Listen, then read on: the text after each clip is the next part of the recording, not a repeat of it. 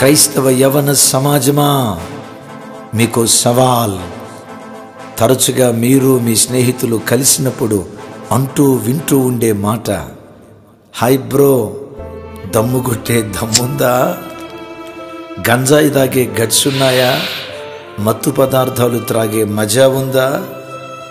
Girl friend, boy friend maintain చేసే సరదా జీవితం ఉందా?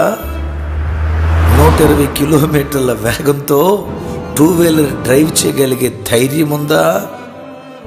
10 క్వార్టర్లు తాగినా తోలకుండా తోగకుండా నడవగలిగే సత్తా ఉందా? ఉందా దమ్ము? అయిపోయిందా అని అంటూ వింటూ ఉంటారు కదా. ఎవడు దమ్మున్నవాడు? త్రాగుబోతా? ఎవడు దమ్మున్నవాడు? తిరుగుబోతా? ఎవడు దమ్మున్నవాడు? మత్తు పదార్థాలకు బానిసై చిన్న వయసులో రోగగ్రస్తుడై హాస్పిటల్ పాలైన వాడా దమ్మున్నవాడు? ఎవడు దమ్మున్నవాడు? 120 కిలోమీటర్ల వేగంతో వాహనాన్ని డ్రైవ్ చేసి అకాల మరణానికి గురై కన్న తల్లికి కన్న తండ్రికి గర్భశోకాన్ని మిగిల్చిన వాడా దమ్మున్నవాడు? పిన్న వయసులో అక్రమ సంబంధాలకు వెళ్ళి గర్భవతులై గర్భంలో ఉన్న శిశువును చంపేవాడా దమ్మున్నవాడు? వాడు దమ్మున్నవాడా? నరహంతకుడా? దమ్ముండాలి. ఎవడు దమ్మున్నవాడు? నేనంట, పరిశుద్ధంగా బ్రతికేవాడు దమ్మున్నవాడు. పాపాన్ని జయించినవాడు పరాక్రమవంతుడు. వినయముగా బ్రతికేవాడే విజేత. దీనునిగా బ్రతికేవాడే ధీరుడు, మగ ధీరుడు. ఉందా ధీరత్వం? ఉందా శూరత్వం? ఎవడు దమ్మున్నవాడు? మీ తల్లిదండ్రులు సెలెక్ట్ చేసిన బట్టలు వేసుకునే దమ్ముందా?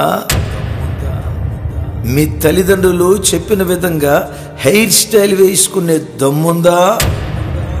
మీ మొబైల్ ఫోన్ నీ తల్లి తండ్రి చేతికిచ్చి వాటి పాస్వర్డ్ చెప్పే దమ్ముందా? మీ తల్లిదండ్రులు చూసిన సంబంధాన్ని చేసుకునే దమ్ముందా? మీ తల్లిదండ్రులను కష్టపడి పోషించే దమ్ముందా? నీకు కాబోయే భార్యకు, నీకు కాబోయే భర్తకు నీ కన్యత్వాన్ని కానుకగా ఇచ్చే దమ్ముందా? గంటల తరబడి సెల్ ఫోన్ దగ్గర గడపకుండా రోజుకొచ్చి కనీసం గంట అయినా ప్రభు పాదాల చెంత గడిపే దమ్ముందా? ప్రతిరోజు కనీసం 3 అధ్యాయాలైనా చదివే దమ్ముందా? సంవత్సరానికి ఒక్కసారైనా పరిశుద్ధ గ్రంథాన్ని చదివి పూర్తి చేసే దమ్ము, ఆ దమ్ముందా? తల్లిని అత్తలా, మామను తండ్రిలాగా చూసుకునే దమ్ముందా? మీ వివాహం తర్వాత కూడా మీ తల్లిని తండ్రిని మీ యొద్ద ఉంచుకునే దమ్ముందా?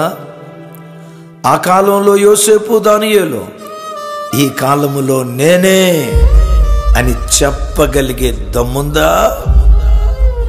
ఆ కాలములో ఎస్తేరు యొఫ్తా కుమార్తె, ఈ కాలములో నేనే అని చెప్పగలిగే దమ్ముందా? పరిశుద్ధంగా బ్రతికేవాడే దమ్మున్నవాడు. పాపాన్ని జయించిన వాడే పరాక్రమవంతుడు. వినయముగా బ్రతికేవాడే విజేత. దీనునిగా బ్రతికేవాడే ధీరుడు, మగ ధీరుడు, దమ్మున్నవాడు. ఉందా దమ్ము? ఆ దమ్ము నీకుంటే నీ కుటుంబం ఎదుట, సమాజం ఎదుట, సంఘము ఎదుట, మరి విశేషంగా నీ కొరకు ప్రాణం పెట్టిన ప్రాణప్రియుడైన యేసు క్రీస్తు ఎదుట నువ్వు నిలవబడగలవు, విజేతగా ఊరేగించబడగలవు. ఊరేగు, విజేతగా ఊరేగు. ఊరేగు, భూలోకాన్ని తల్లకిందులు చేసే ప్రవక్తగా ఊరేగు. ఊరేగు. కన్న తండ్రి కండక్టరా, కలెక్టర్గా నువ్వు ఊరేగాలి. కన్నతల్లి హాస్పిటల్లో నర్సుగా పనిచేసిందా, అదే హాస్పిటల్లో డాక్టర్గా నువ్వు ఊరేగాలి. నాన్న స్వీపరా, 4th క్లాస్ ఎంప్లాయా, అదే ప్రాంతంలో గెజిటెడ్ ఆఫీసర్గా నువ్వు ఊరేగాలి. తల దించిన చోటే నీ తల పైకెత్తబడాలి.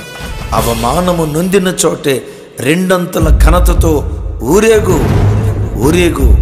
ఊరూరా యేసు క్రీస్తును నీ ద్వారా ఊరేగించు. అట్టి కృప దేవుడు సదా మనందరికీ దయచేయునుగాక. ఆమేన్.